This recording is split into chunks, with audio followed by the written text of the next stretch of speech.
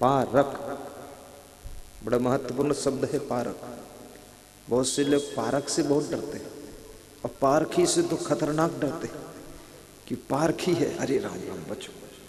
पारखी से वही डरता जो कारखी है, जिसकी कालिख लगी हुई, अन्यथा पारखी से नहीं डरेगा। और इस दुनिया में भौतिक जीवन जीने के लिए आपको भी पारखी बनना पड़ता है। आप शादी करते हो परख कर, कपड़ा खरीदते हो परख कर, गाड़ी खरीदते हो परख कर, घड़ी खरीदते हो परख कर, सामान खरीदते हो परख कर, चप्पल जूते खरीदते हो परख कर। भौतिक जिंदगी में भी पारक का सहारा तुम लेते हो, तो आध्यात्मिक जिंदगी में पारक को एक किनारे क्यों रखते हो? पारक दृष्टि को लेकर के आध्यात्मिक जीवन में एक कदम उठाकर रखिए, तो आपका कदम आत्मज्ञान पर पहुंचेगा और वही कदम आपका कल्याण कर देगा।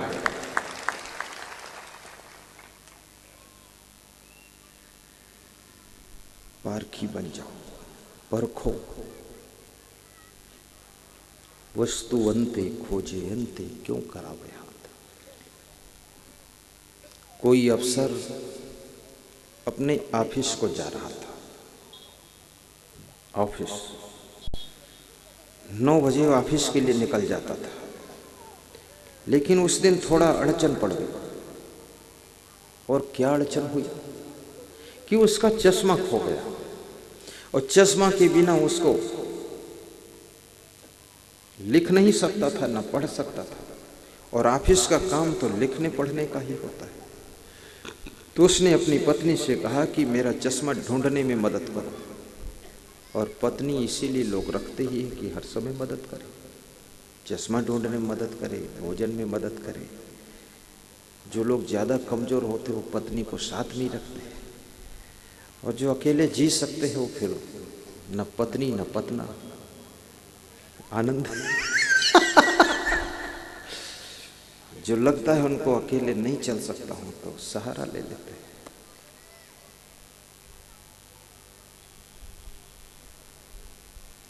एक घंटे तक ढूंढा, चश्मा नहीं मिला।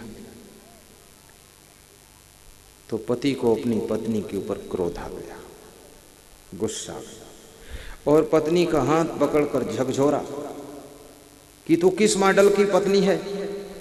मेरा चश्मा नहीं ढूंढ सकती, चश्मा नहीं संभाल सकती, तो मुझको क्या खाक संभालेगी?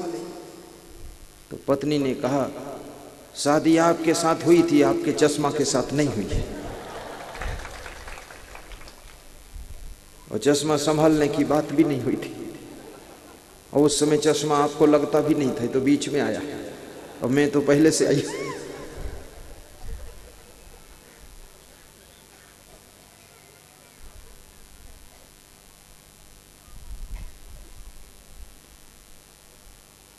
जब पति ज्यादा गुस्सा हुआ, याद रखना जीवन एक घटनाक्रम है, और जीवन में सुबह से लेकर शाम तक, बचपन से लेकर बुढ़ापे तक, जन्म से लेकर मृत्यु तक, आज से लेकर कल तक निरंतर घटनाएं घटती रहती है। कुछ नेगेटिव घटनाएं घटती हैं, कुछ पॉजिटिव घटनाएं घटती हैं। हेमत भाई ध्यान देना, जाम खंभलिया वाले हेमत भाई किधर है? उधर ऐसा चश्मा लगाया, मैं ये चश्मा वाली कहानी है, तुम चश्मा ही लगाए, हम समझ ही नहीं पाए। जाम खंभलिया से भी भक्त लोग आए, डिस्ट्रिक्ट जाम खंभलिया, द्वारिका तरफ से बहुत दूर दूर से लोग आए। आज पता चला कि स्वर्गीय श्री विदेह मुक्त श्री दयाल साहेब जी के पुण्य स्मृति में शामिल होने के लिए कितने लोगों की लालसा थी, और महंत श्री नरेश साहेब जी में कितना आकर्षण था कि इतनी दूर दूर से लोग आए।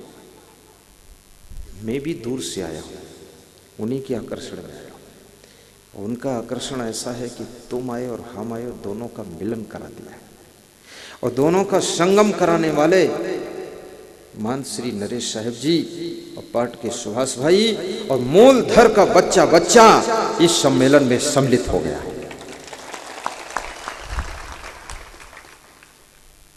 तो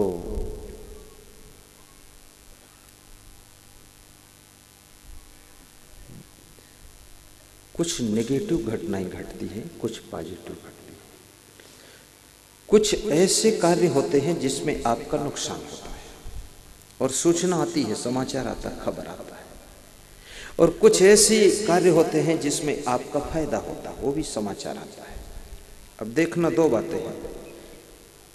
प्रॉफिट का समाचार आया, मैसेज आ गया, तो आप स्वाभाविक है खुश हो जाएंगे। और नुकसान और हानि का समाचार आया तो आप दुखी हो जाएंगे, थोड़ा डिस्टर्ब होंगे। लेकिन विदुर जी कहते हैं कि जो क्रोध और हर्ष की स्थिति में, जो नुकसान होने पर भी अपने आप के क्रोध को काबू रखता है और फायदा होने पर भी जो हर्ष में फूलता नहीं है, वह राज्य और धन का अधिकारी बनता है, राज्य और लक्ष्मी का अधिकारी बनता है। इसलिए हर्ष में फूलना मत और हानि में भूलना मत। धन की हानि हो जाए, गाड़ी की हानि हो जाए, साड़ी की हानि हो जाए तो दुखी मत होना। ये हानियां छोटी हानियां हैं, लेकिन अपनी प्रसन्नता की हानि मत होने देना, आनंद की हानि मत होने देना, सुख और शांति की हानि मत होने देना। धन आज अगर चला गया है तो कल फिर आ सकता है, लेकिन आपकी प्रसन्नता अगर खो गई तो ये दुकान पर मिलने वाली नहीं है। इसलिए प्रसन्नता को मत खोना। और किसी भी घटना में तुम कितना क्रोधित हो सकते हो, कितना खुश हो सकते हो। खुशियों को भी हजम करना सीखो और क्रोध को भी पीना सीखो, सहन करना सीखो। और जिसके पास में सहनशीलता की कमी है, बहुत कुछ ज्यादा नहीं कर सकता है। और जिसके पास में क्रोध बहुत ज्यादा है, वो बहुत आगे नहीं बढ़ सकता है। और जिसके पास में अपनी खुशियों को हजम करने की सामर्थ्य नहीं है, बहुत बड़ा हुल्लड़ मचाता है, तो याद रखना कि वो व्यक्ति भी बैलेंस में नहीं है। चुनाव जीत जाओ तो भी बैलेंस में रहो, ज्यादा हुल्लड़ मत मचाना। क्योंकि 5 साल के लिए जीते हो, सदा के लिए नहीं। 6 साल बाद हारोगे भी, उसको भी ध्यान रखो। और चुनाव हार जाओ तो बहुत दुखी मत हो, क्योंकि 5 साल बाद जीत होने वाली है। 5 साल के बाद जो व्यक्ति चुनाव जीत कर गया है, वो इतनी गलतियां जरूर करेगा कि 5 साल बाद तुम जीत जाओ। गलती करने का, और दूसरे की गलती तुम्हारा फायदा करा सकती है। किसी की गलती किसी को फायदा करा देती है। इसलिए जो बुद्धिमान होते हैं वो दूसरों की गलती की चर्चा ज्यादा नहीं करते, क्योंकि चर्चा करने से गलती करने वाले सावधान हो जाते, फिर वो गलती नहीं करते। और जब गलती नहीं करते हैं तो तुम फायदा नहीं पाओगे। इसलिए अब ये सब बातें थोड़ा पॉलिटिक्स की हैं, हमें नहीं बताना चाहिए, लेकिन इसमें बहुत पॉलिटिशियन भी बैठे हैं, तो उनको इसलिए बता देता हूँ ताकि वो बेचारे कभी न कभी सफल हो जाए। बहुत धक्का खा चुके हैं। और राजनीति करना बुरा नहीं। राजनीति के बिना राष्ट्र का नेतृत्व संचालन कैसे होगा? लेकिन राष्ट्र को देवता समझो, राजनीति को मंदिर समझो। अगर तुम राजनेता हो तो राष्ट्र देवता समझ करके अपने को राष्ट्र का पुजारी समझो। और इस राष्ट्र देवता की पूजा के लिए हम आए हैं, बल्कि धंधा करने नहीं आए, ऐसा समझो।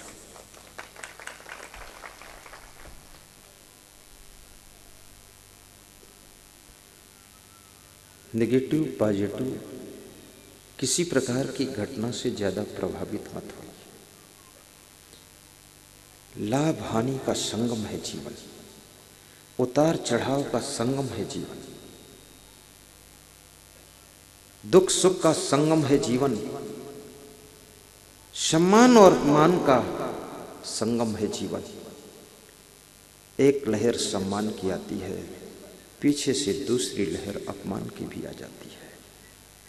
एक तरफ से लाभ आ रहा है, दूसरी तरफ से हानि होती जा रही है। तो जो अफसर था वो नाराज हो गया और अपनी पत्नी के हाथ को झकझोर डाला। तो पत्नी ने अपने पति को मुंह को देखा, पति का मुंह देखा और देख करके मुस्कुरा दिया उसने। याद रखना, अगर तुम्हारा पति नाराज हो रहा हो और तुम मुस्कुरा दो तो उसमें दो बातें हो सकती। यदि तुम्हारा पति तुमसे थोड़ा भी प्रेम मानता है तो तुम मुस्कुरा दोगी, तो फिर वो मुस्कुरा देगा और नाराजी को खत्म कर देगा। और यदि आपका पति वास्तव में भस्मासुर है तो मुस्कुरा दोगी तो और डबल गर्म हो जाएगा। फिर तो अपने पति के कैडर को समझना किस कैटेगरी का है। तो मुस्कुराने वाला हो तो मुस्कुराना, अन्यथा चुप ही रहना।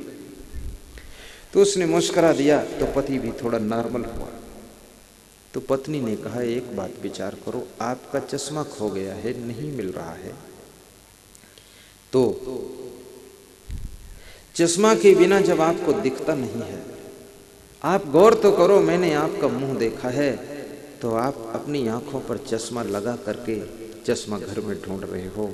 तो घर में चश्मा कैसे मिले, क्योंकि चश्मा तो आपकी आंखों पर लगा हुआ है। चश्मा बाहर कैसे मिले, चश्मा तो जहां लगना चाहिए वहीं फिट है, इसलिए चश्मा बाहर नहीं मिल सकता है।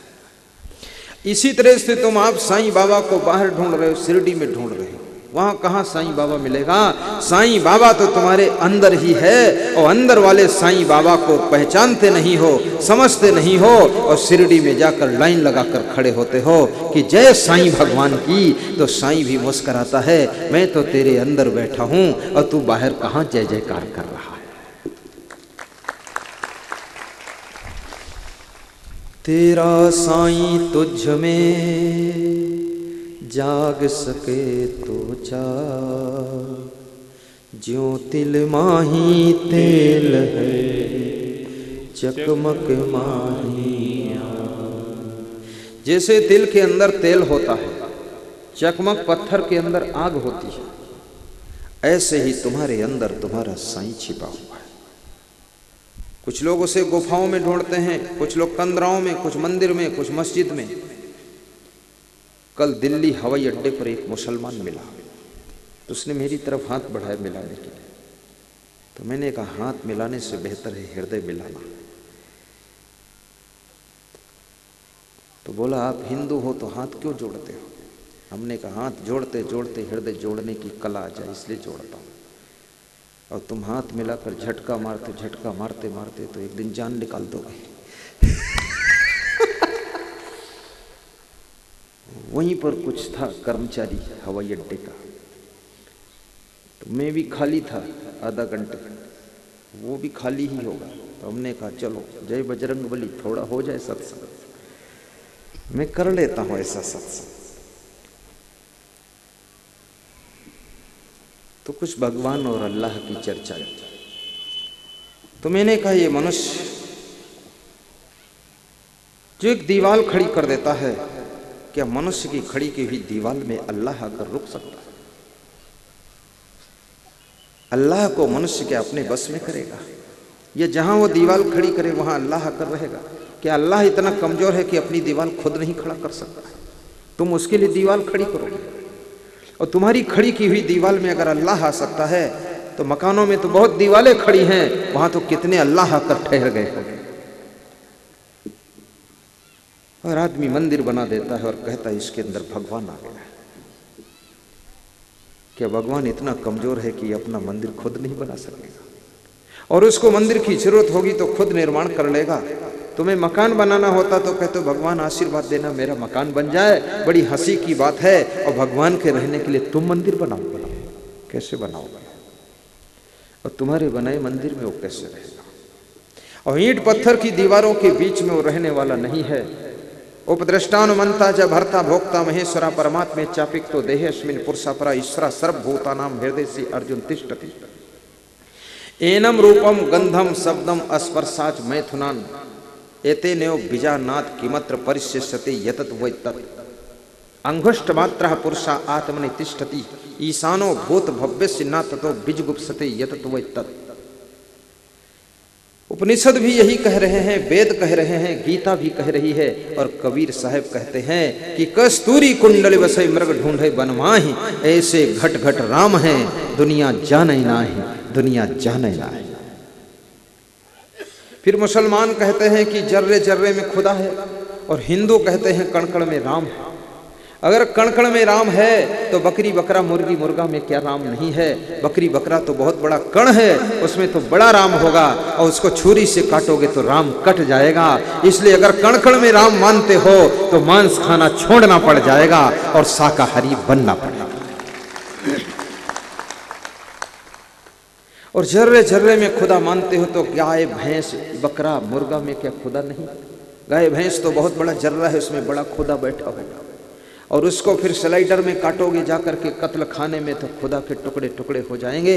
अगर जर्रे जर्रे में खुदा है तो गाय भैंसा जानवर भी खुदा से जुदा नहीं है, उसमें भी खुदा विराजमान है। आप उन पर भी रहम कीजिए, और रहम है जिसके दिल अंदर रहमान वहीं पर रहता है, रहम न जिसके दिल अंदर शैतान वहीं पर रहता है। मंदिर टूटे मस्जिद टूटे कोई नहीं मुजाका है, पर काहू का दिल मत टूटे, ये घर खास खुदा का है, ये घर खास खुदा का है। क्या ढूंढ रहे बने बन, ये पारक सिद्धांत सुना रहा हूं। क्या ढूंढ रहे बने बन, घट घट में समाया है, क्या ढूंढ रहे बने बन। सब गाइए, गुनगुनाइए, भौरे जैसी गुंजार मंडप में उठनी चाहिए। बोलो, गाओ। घट घट में समाया है, क्या ढूंढ रहे बने बन, क्या ढूंढ रहे बने बन। तेरे भीतर मेरे भीतर, तेरे भीतर मेरे भीतर, उसकी ही तो छाया है, क्या ढूंढ रहे बन बन। ओ बोलो, क्या ढूंढ रहे बन बन। घट घट में समाया है, क्या ढूंढ रहे बन बन, क्या ढूंढ रहे बन बन। कोई तीरथ मूरत डोलत है, कोई पत्थर पानी धोवत है, कोई तीरथ मूरत डोलत है, कोई पत्थर पानी धोवत है। नित पास तेरे तू दूर फिरे, नित पास तेरे तू दूर फिरे, बिरथा भर माया है, क्या ढूंढ रहे बन बन, क्या ढूंढ रहे बन बन। गाइए, मेरी तरफ देखिए, प्यास दादी की ओर नजर रहनी चाहिए, पीछे मत मुड़ना, नहीं उधर सांप है। बन बन, घट घट में समाया है, घट घट में समाया है। सदगुरु कबीर साहब कहते हैं कि घट घट में वह साईं रमता, घट में है सूझे नहीं लानत ऐसी जिंद, तुलसी या संसार को भयो मोतिया बिंद।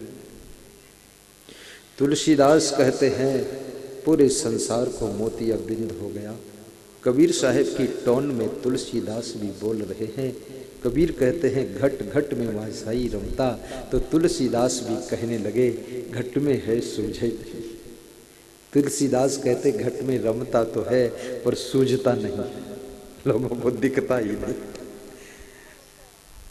तुलसीदास ने भी कभी कभी कबीर के जैसा बोलना शुरू किया।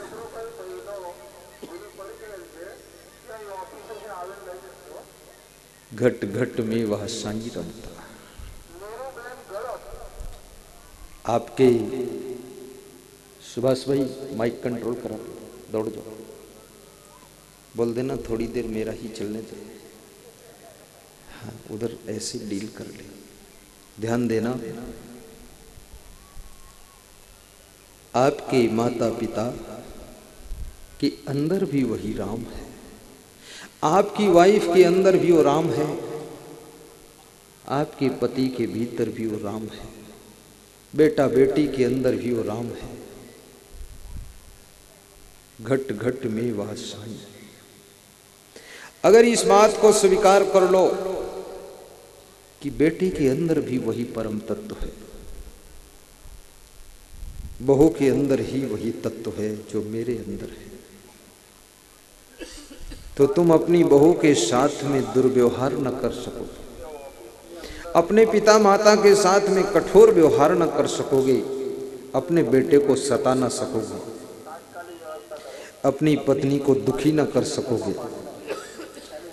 क्योंकि पत्नी को दुखी करने का अर्थ हो गया कि उस परम तत्व को तुम दुख दे रहे हो। पति को पीड़ा पहुंचाने का अर्थ है कि उस परम तत्व को पीड़ा पहुंचा रहे हो। फिर तुम दयालु हो जाओगे, क्षमालु हो जाओगे और एक दूसरे की सेवा करोगे और फिर प्रेम की गंगा बहाओगे।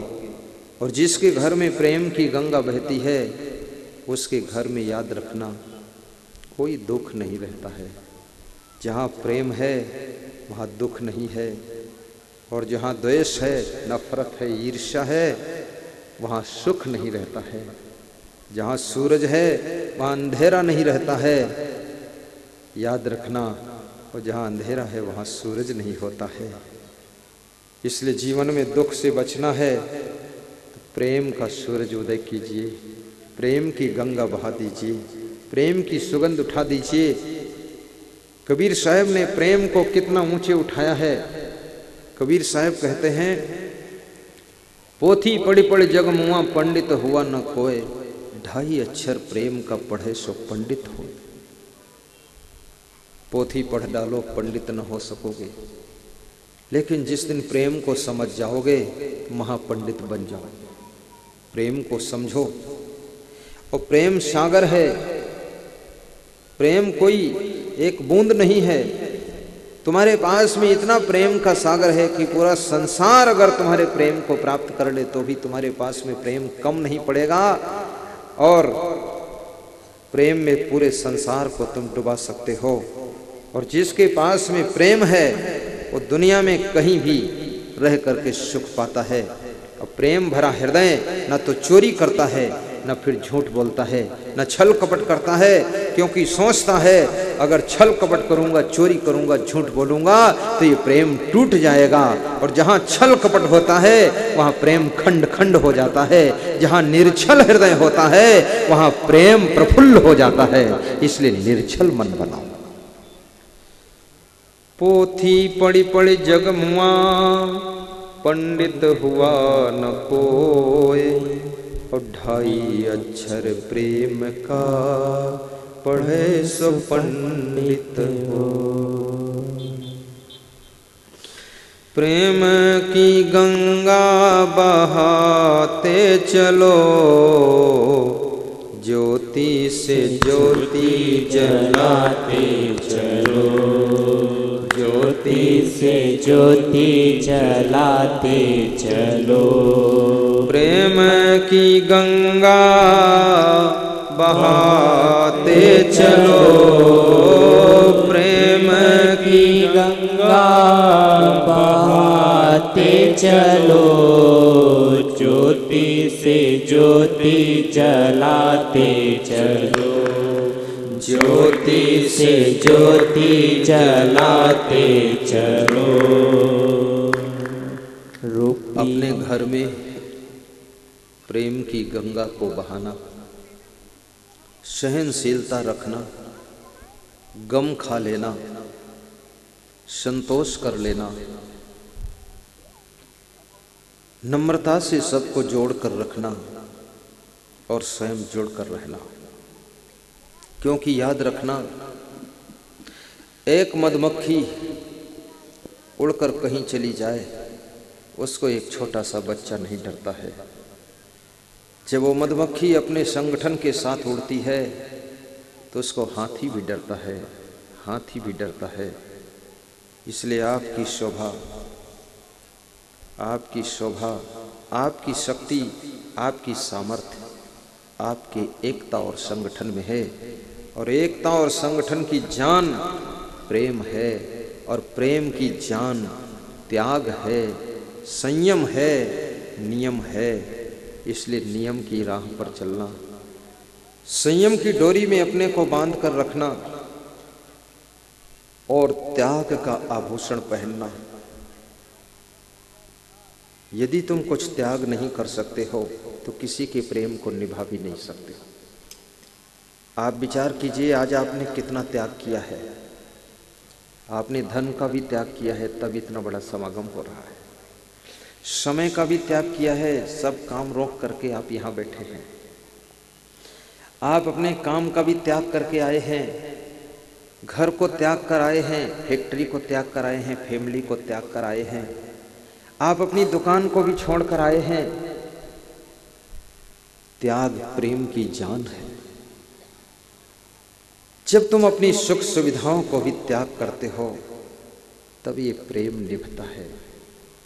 ये प्रेम बहुत बलिदान मांगता है, प्रेम त्याग मांगता है। प्रेम तभी जीवित रहता है जब तुम अपना सुख और सुविधा भी अपने प्रेमी के लिए त्यागने को तैयार रहते हो। और जहां प्रेम होता है वहां हंसते हंसते तुम त्याग कर देते हो। मैंने सुना है, एक छोटी सी कथा सुनो। सीधे बैठो, तुम टेढ़े हो चुके हो।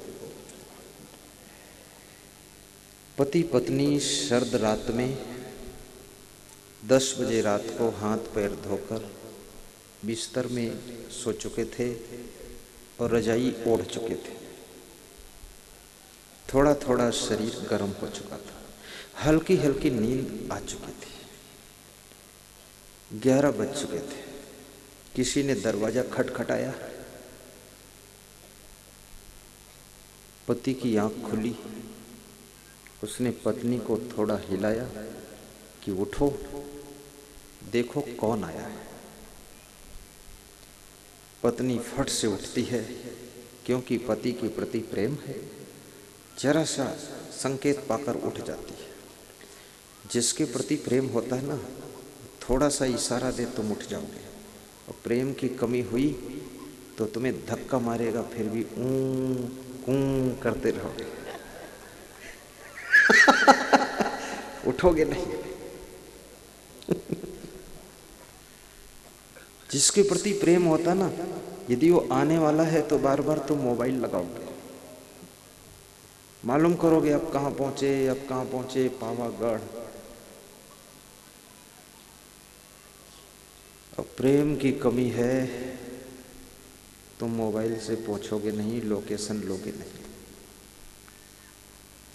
और यदि तुमको लोकेशन लेने का टाइम नहीं तो तुम किसी और को लगा दोगे। ये भी प्रेम की पहचान है। फिक्र है तुमको, दूसरे को सेट कर दोगे, जरा आप लोकेशन लेना, अमुक हमारे आ रहे हैं, वो कहाँ पहुंचे, उनको रिसीव करना। प्रेम का स्वरूप विराट होता है, वो दूसरों से भी अपने प्रेमी को डील करा लेता है।